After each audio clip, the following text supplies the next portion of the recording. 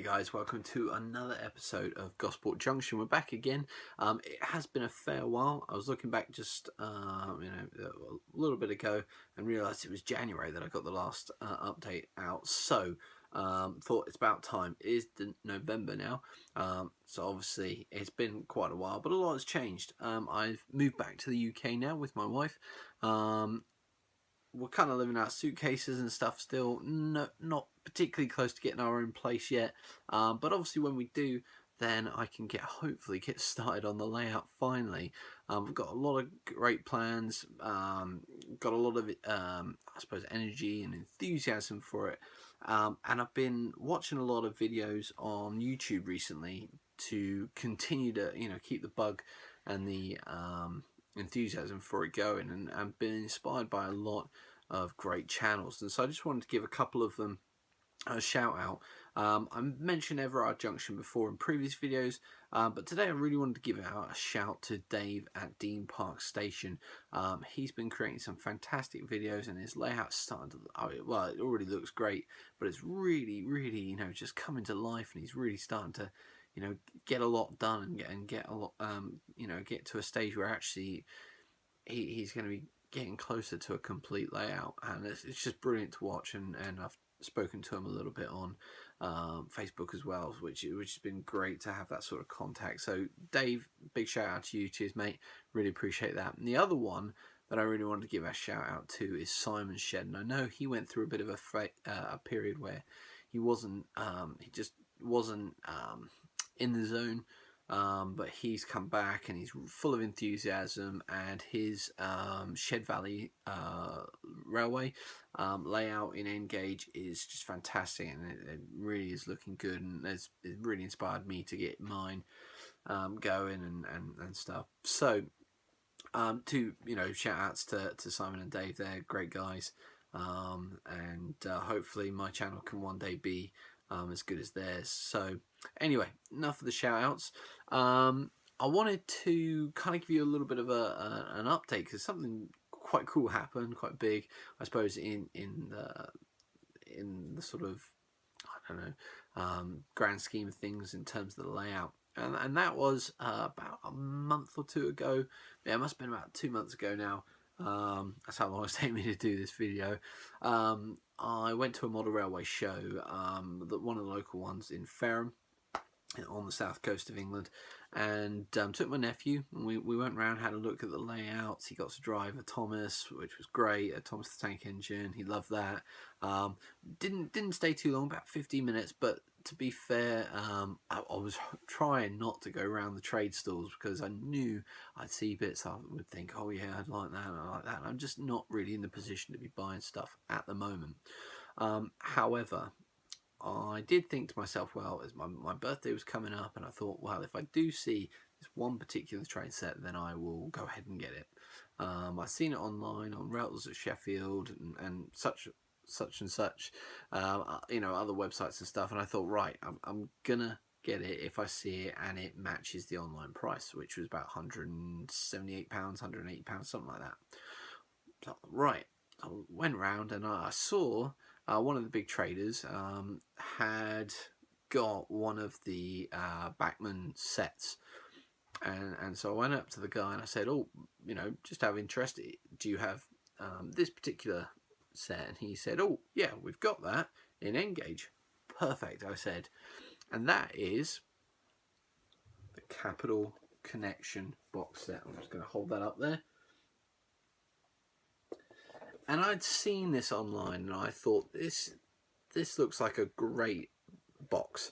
It's a great set to start with. I actually ended up buying, I paid £160 for this, and I think originally it was £200 when it came out, so I feel like I've made a good saving, and that's certainly how I sold it to the wife anyway, and then told her that it was my birthday present from her. So she was happy, and I'm very much happy.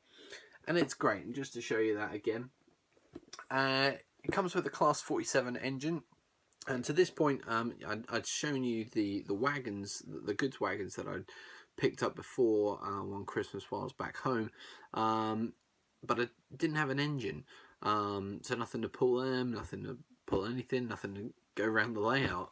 So I kind of feel like I've made a big step forward on the layout. It's my first engine, my first model rail, and my first model train. So I'm really excited, and I'll just hold it up to you. Hopefully the light won't catch the packaging too much, but there it is. There she is, and she is the Great Eastern 47581 Network Southeast livery. Now, I don't know too much about Network Southeast. I am going to have to read up on it. I do realise that it was running, I think, in about the 80s, so it's about 30 years after my layout, sort of 30 to 40 years after my layout, but that's not a problem, because as many people have said, it's your layout, you run what you want. And I figured it would look really good running around the London scene. But certainly I got it more because I thought it looked cool. I like the Class 47. I'm with Dave on that one. Really good looking. I like the colour of the livery. It looks really clever, really neat. So I'm really pleased with it. And it comes with 3 carriages. So I've got something to pull. This one's the buffet carriage, but I've got another 2 anyway. And again, I think they're going to look good on the track. So I'm really pleased about that. And I think they'll make a great addition. I probably won't run them all the time, as I say. I'm aiming for sort of late 40s, early 50s. So it's mostly steam and early diesel. So yeah, probably won't get a ton of run out, but certainly until I actually start getting more engines, that's what's gonna be running around my layout quite a bit. It also came with a signal box. I should show you that as well, which I'm not sure where I'll put it on the layout. It doesn't really fit any of the ones in Gosport that I'm trying to mimic, but possibly for the London part of the layout, it might look quite good there. So that's what I'm thinking with that. Also, a bit of an update. I think in the last update, talked about 3D printing. Get my friend Nate to 3D print some London Underground 1938 rolling stock, and that was a good plan. Hasn't really materialised yet, which is a bit of a shame. But as I was scanning Facebook the other day, I saw somebody in one of the Engage groups mention that there was a company that was now selling them. And so I looked them up. I'll try to put the link either in the description or when I post this up to where I post it. I'll try to put it in there. But there's a company that now does a 3D printed 1938 London Underground rolling stock. And they're about £75. And I think you get 4 cars for that. Was it £75? I think it's £75. I'll have to double check that. I don't think it was 175. I think it's just 75. And at £75, that's pretty reasonable, to be honest. So I'm really excited about that. That's actually going to make the underground part of my layout now feasible for doing, because in the late 40s, early 50s, the 1938 stock was what was running. So that's what I want on my layout, and I think it just looks so good and so iconic. Certainly in my mind, that's what I want to have on my layout. So that's what I'm going to aim for. So yeah, really excited about that. Really pleased. Hopefully by the time that I get my house, get my layout started, I'll actually be in a place where I can certainly invest in those. I think I really need a minimum of 2, and then really after that it'll be, whether I can afford more to sort of bulk it out. But certainly 2 would be good, because I'm going to definitely one going around the underground loop, but also one on the on sort of the surface as well, to join up with the London Underground station, which I'm going to have with the London station itself for the main line. So yeah, lots going around my head in terms of ideas, and really that's it. I wanted to kind of give you an update of where things are. Hopefully I'm a couple of steps closer to getting my layout now, as in I'm back in England.